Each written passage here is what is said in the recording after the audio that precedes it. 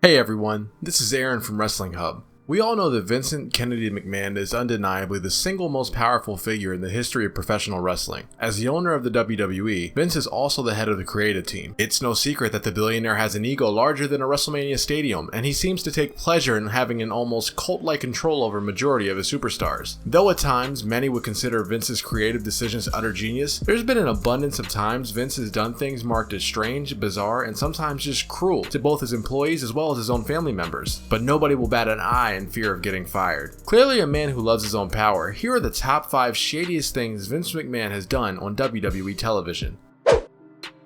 Number 5. Vince commits adultery while Linda is in a fake coma. Trish Stratus is undeniably one of the most attractive female superstars to ever step foot into a WWE ring. As talented as she was beautiful, Trish's stunning good looks and undeniable in-ring prowess helped to quickly ascend the former fitness model into one of wrestling's most iconic female figures. Everyone from fans to the locker room yearned for some stratisfaction, even the boss. Vince's wife Linda was put into a storyline coma as Vince began a budding relationship with Trish Stratus. On an episode of SmackDown, Trish wheeled the comatose Linda out to the ramp alongside Vince. After removing Trish's jacket and placing it on the wheel-bound Linda like a coat rack, Vince and Trish then shared a lengthy tongue swap like no other, all while Linda had to watch from just a few feet away. Number 4. The Kiss My Ass Club. Every workplace has brown nosers, the type of people who will, to put things into slang terms, kiss their boss's ass, in hopes of receiving monetary raises and ascension in their careers. Though for the most part kissing your boss's ass is a figure of speech, WWE Chairman Vince McMahon turned the saying into a very real and horrifying situation for his talent. Vince McMahon's Kiss My Ass Club was an idea he came up with when he wanted superstar William Regal to show his loyalty. Regal would not be the only one to push his lips against the cheeks of the chairman, however, as Vince forced many other employees, including Jim Ross, Shawn Michaels, Mick Foley, and Hornswoggle, to join the club against their will. Vince even went as far to get his own son, Shane, to literally kiss his ass in a bizarre showing of forced father-son affection. And this isn't the only time that Vince took things too far with his kids.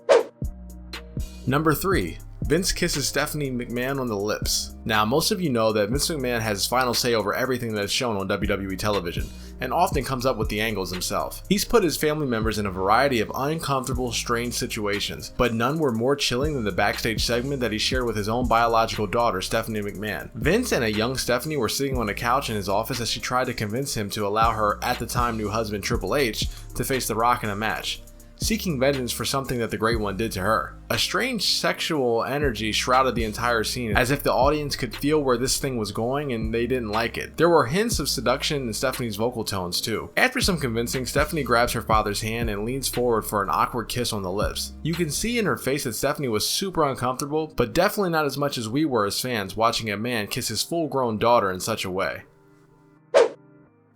Number 2. Vince and Shane vs. Shawn Michaels and God. Vince McMahon is the devil, or at least he has pride in saying so.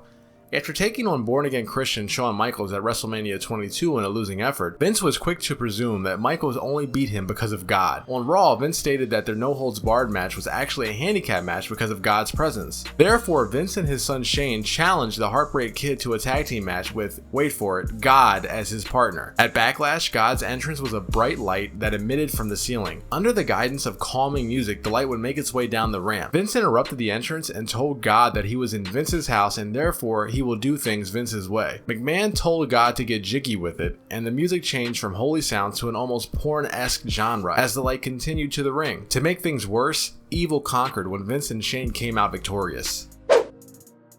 Number 1. The Melanie Hillman interview. As we can see now, Vince is a bit of a shady character, but nothing he's done will ever top the interview he conducted with Melanie Hillman, the wife of superstar Brian Pillman, not even 24 hours after his unexpected and fatal heart attack. WWE cameras were in the Pillman home as Melanie sat on the couch in mourning. Vince asked her a series of overtly personal questions for such a sensitive time, and even brought up speculation of Pillman's possible addiction to painkillers. McMahon even went as far to ask Melanie what advice she would give to younger generation athletes who may succumb to the injuries that her husband did. As she wept, he continued to ask her hard-hitting questions, including how their children were handling it. Given the circumstances, it's surprising that Vince would even put Melanie on TV knowing that her husband just died less than a day before. But I guess he'll do anything if it means ratings.